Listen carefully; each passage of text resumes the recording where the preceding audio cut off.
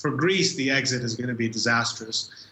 For years, economists have said that you need to leave so you can devalue your way into growth. And the good thing about this is that we have had an experiment with this. The only time where Greece has had significant economic growth in the post-war era was from 1953 until 1973, where it had a stable currency and a fixed exchange rate against the US dollar. In the 1980s, we had successive devaluations, and exports as a share of GDP declined from 1980 at 24% to 1990 at 18%.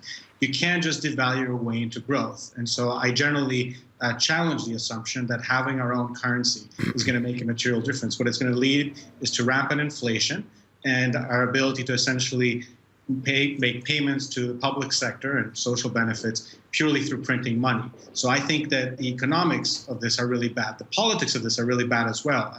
I'm really worried about the cohesion of Greek society. Yanis is talking about that being on the ground.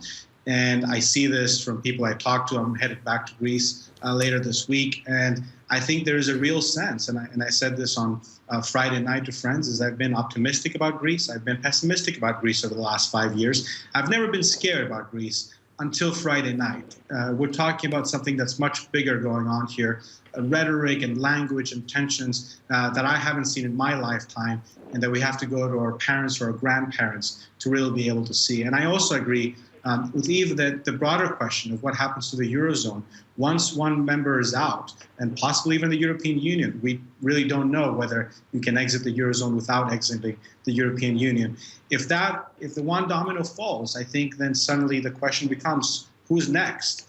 If the European Union and the Eurozone is not willing to defend the Union at all costs, then what's next?